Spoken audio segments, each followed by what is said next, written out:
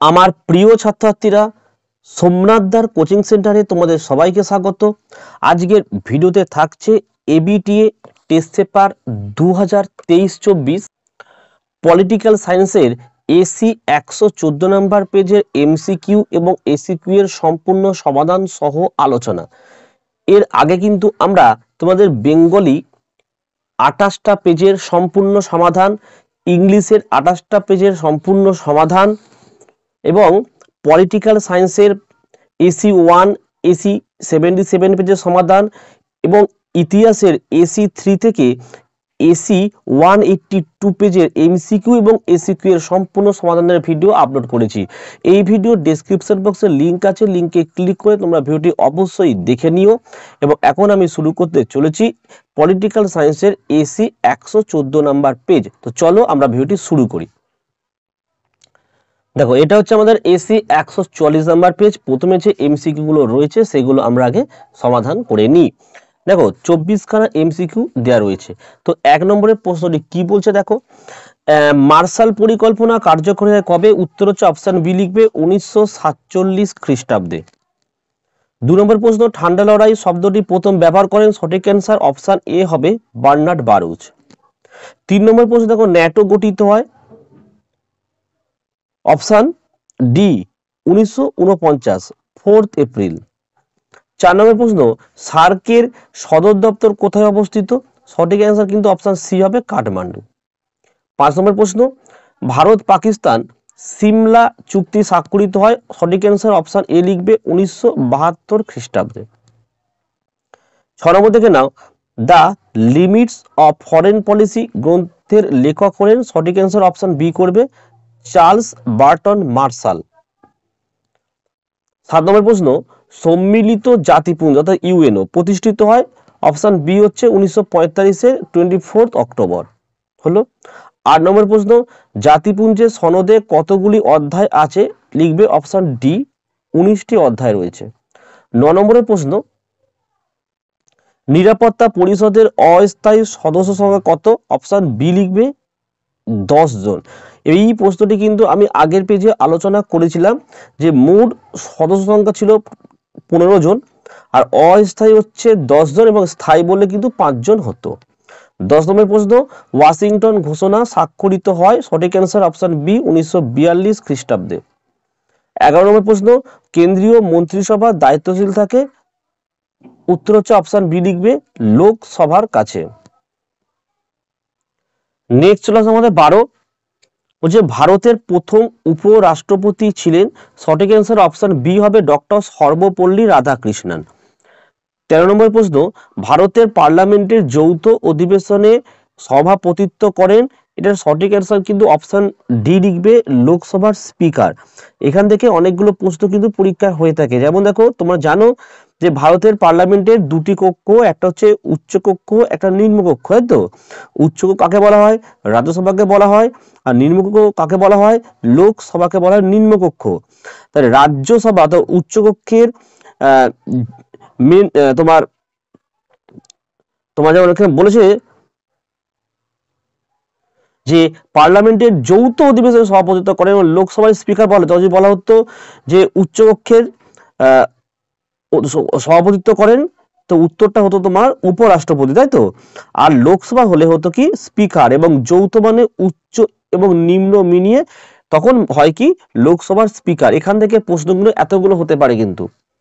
আর 14 নম্বর প্রশ্ন, অর্থ বিল প্রথম উত্থাপিত হয়? অপশন এ লিখবে লোকসভায়।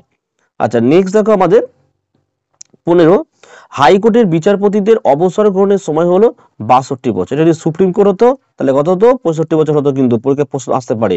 16 নম্বর প্রশ্ন, সুপ্রিম কোর্টের আছে? সঠিক অ্যান্সার অপশন ডি লিখবে মূল, আপিল, পরামর্শদান ও লেখ জারির এলাকা। আগের যে পেজ ছিল একটা, সেই পেজে কিন্তু আমরা দেখেছিলাম সেখানে 3টে ছিল, কারণ সুপ্রিম কোর্টের 4টি তো এলাকা রয়েছে, আর হাইকোর্টের কিন্তু 2টো এলাকা রয়েছে, কিন্তু 4টি আছে মানে হবে এটা সুপ্রিম কোর্ট। নেক্সট দেখো, কোন ধারা বলে হাইকোর্ট মৌলিক অধিকার রক্ষায় লেখ জারি করে? অপশন সি করবে 226 নম্বর। আচ্ছা, নেক্সট দেখো 18,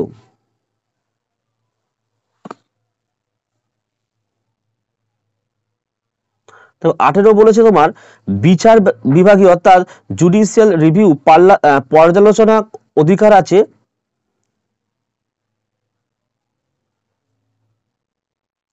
আর তাহলে আমাদের 18 প্রশ্ন হচ্ছে, দেখো বিচার বিভাগীয় পর্যালোচনার অধিকার আছে, অপশন বি করবে, সুপ্রিম কোর্টের আছে এটা। আচ্ছা 19 নম্বরের প্রশ্ন, ক্রেতা সুরক্ষা আইন তৈরি হয়, সঠিক অ্যান্সার লিখবে অপশন 1986 খ্রিস্টাব্দ, অপশন বি। আর 20 নম্বরের প্রশ্ন, দেখো লোক আদালত প্রতিষ্ঠিত হয়েছিল, লোক আদালত প্রতিষ্ঠিত হয়েছিল, এখানে দেখো 4টি অপশনের মধ্যে কোনো অপশনে কিন্তু ঠিক নয়। লোক আদালত প্রতিষ্ঠিত হয়েছিল কিন্তু 1982-তে প্রথম, 1982 সালের 14ই মার্চ গুজরাটে প্রথম লোক আদালত অনুষ্ঠিত কিন্তু হয়েছিল। তো এখানে কোনো সারি যেহেতু নেই তাহলে অপশনটা অবশ্যই ভুল। আচ্ছা 21 নম্বরের প্রশ্ন, তপশিলি জাতি, তপশিলি উপজাতি ও মহিলাদের জন্য 73তম সংবিধান সংশোধনের মাধ্যমে আসন সংরক্ষণের ব্যবস্থা করা হয়েছে, অপশন এ লিখবে 1992 খ্রিস্টাব্দে। 22 প্রতিটি গ্রাম পঞ্চায়েতের সাধারণ মেয়াদ, অপশন এ হচ্ছে 5 বছর।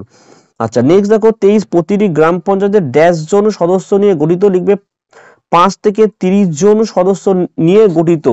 তো এখান থেকে কিন্তু প্রশ্নটা দুটো ভাগে আসতে পারে, সর্বনিম্ন হচ্ছে 5 জন আর সর্বোচ্চ কত 30 জন কিন্তু।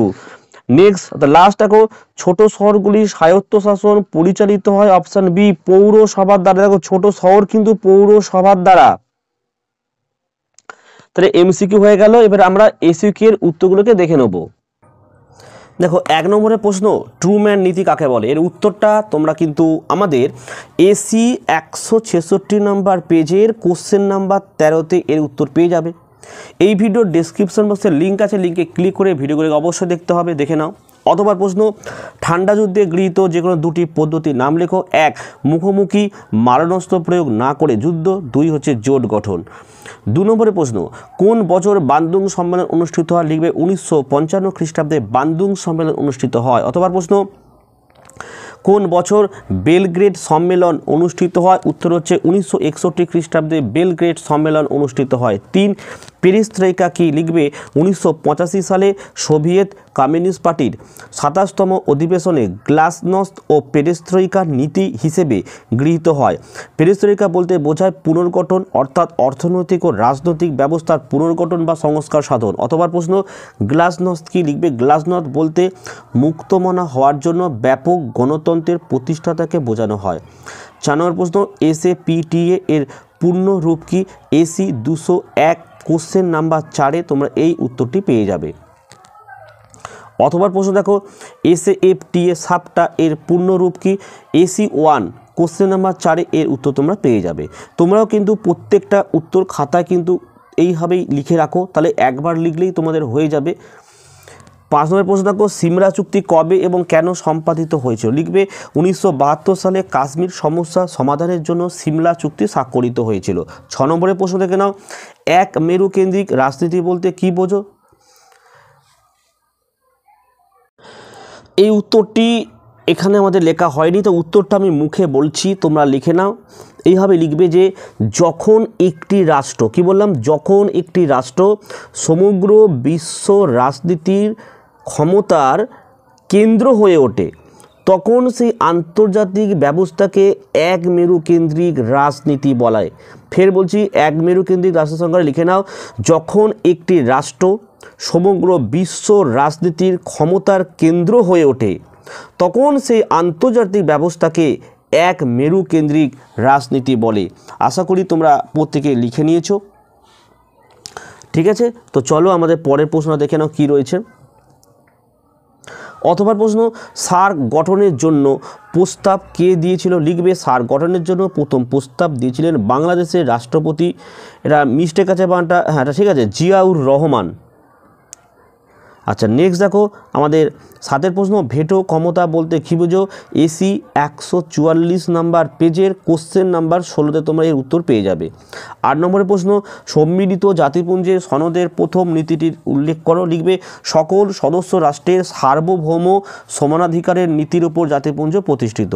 9 নম্বর প্রশ্ন, ইউনেস্কোর সম্পূর্ণ নাম কি? লিখবে United Nations Educational Scientific and Cultural Organization. 10 নম্বরের প্রশ্ন তোমরা দেখে নাও, সম্মিলিত জাতিপুঞ্জের যৌথ নিরাপত্তা নীতি কি? এটা 10 নম্বরের প্রশ্ন। এর উত্তর তোমরা AC2 অর্থাৎ AC1 যে প্রথম পেজের তোমরা 8 নম্বরের অথবাতে উত্তরটা পেয়ে যাবে। ব্রিক্স কি? AC41 নম্বর পেজের কোশ্চেন নাম্বার 5 এর উত্তর পেয়ে যাবে। 11 কাকে ক্যাবিনেটের তরুণের ভিত্তিপ্রস্তর বলা হয়? এটা তোমরা লিখবে প্রধানমন্ত্রীকে। অথবা প্রশ্ন, রাষ্ট্রপতি তার পদত্যাগপত্র কার কাছে পেশ করেন? এটা হচ্ছে উপরাষ্ট্রপতির কাছে। 12 নম্বরের প্রশ্ন, রাজ্যপালের একটি স্বেচ্ছাধীন ক্ষমতার উল্লেখ করো। লিখবে সংবিধানের 6ষ্ঠ তফসিলে উল্লিখিত কিছু স্বেচ্ছাধীন ক্ষমতা ছাড়া আরও অনেক বিষয়ে রাজ্যপালের স্বেচ্ছাধীন ক্ষমতা প্রয়োগের অবকাশ আছে, যেমন মুখ্যমন্ত্রী নিয়োগ, অপসারণ, বিধানসভা ভেঙে দেওয়া, রাজ্যের সাংবিধানিক অচলাবস্থা সম্পর্কে রিপোর্ট প্রভৃতি। অথবা প্রশ্ন, রাজ্য বিধানসভার নেতা বা নেত্রীকে? লিখবে মুখ্যমন্ত্রী। 13 বন্দি প্রত্যক্ষীকরণ কি? লিখবে বন্দি প্রত্যক্ষীকরণ হলো একটি লেখ, এর অর্থ সশরীরে হাজির করা। আচ্ছা, আমাদের নেক্সট প্রশ্ন দেখে নাও, কোন ক্ষেত্রে হাইকোর্ট সুপ্রিম কোর্ট থেকে বেশি ক্ষমতা ভোগ করে? লিখবে লেখ জারির ক্ষেত্রে। পরমাদেশ কথার অর্থ কি? AC2 কোশ্চেন নাম্বার 11 অথবাতে উত্তর পাবে। তাও বলে রাখি, পরমাদেশ কথার অর্থ হচ্ছে আমরা আদেশ করি। কি বললাম? আমরা আদেশ করি। আচ্ছা, নেক্সট হচ্ছে দেখো 15 নম্বরের প্রশ্ন, স্বপরিষদ মেয়রের মোট সদস্য কত? লিখবে 12 জন। আচ্ছা, পরের প্রশ্ন দেখো, বড় কমিটি কি? লিখবে 3 লক্ষ বা তার বেশি জনসংখ্যা বিশিষ্ট পৌরসভায় বড় কমিটি গঠিত হয়। নির্বাচনের পর ওয়ার্ডগুলিকে 5টি বড়োতে ভাগ করা হয়, যাতে প্রতিটি বড় পরস্পর সংলগ্ন অন্তত 6টি করে ওয়ার্ড নিয়ে গঠিত হতে পারে। এই ওয়ার্ড নিয়ে বড় গঠিত হয়, সেই ওয়ার্ডের কাউন্সিলর বড় কমিটির সদস্য হয়ে থাকে। ঠিক আছে, এই সংজ্ঞাটা লিখতে পারো। বা আরেকটা সংজ্ঞা তোমাদের বলে দিই মুখে, যে কর্পোরেশনের কয়েকটি করে ওয়ার্ড নিয়ে এক একটি বড় গঠিত করে, সেগুলি পরিচালনার জন্য যে কমিটি গঠন করা হয় তাকে বড় কমিটি বলেই হবে, লেখা যেতে পারে। অথবা প্রশ্ন, পঞ্চায়েত সমিতির 2টি স্থায়ী কমিটির নাম লেখো। লিখবে অর্থ পরিকল্পনা স্থায়ী কমিটি, 2 হচ্ছে খাদ্য সরবরাহ স্থায়ী কমিটি। তো এই ছিল আজকের ভিডিওটি কেমন লাগলো কমেন্ট করে জানাও। ভালো লাগলে একটি লাইক করো এবং চ্যানেলে নতুন হলে চ্যানেলকে সাবস্ক্রাইব করো বা পাশে থাকা বেল আইকন প্রেস করে অল নোটিফিকেশনটাকে অন করো, যাতে আমি যখনই কোনো ভিডিও আপলোড করি সবার প্রথম যেন তোমার কাছে পৌঁছে যায়। তাহলে আজকের ভিডিও আমি এখানে শেষ করছি। তোমরা প্রত্যেকে ভালো থেকো এবং সুস্থ থেকো।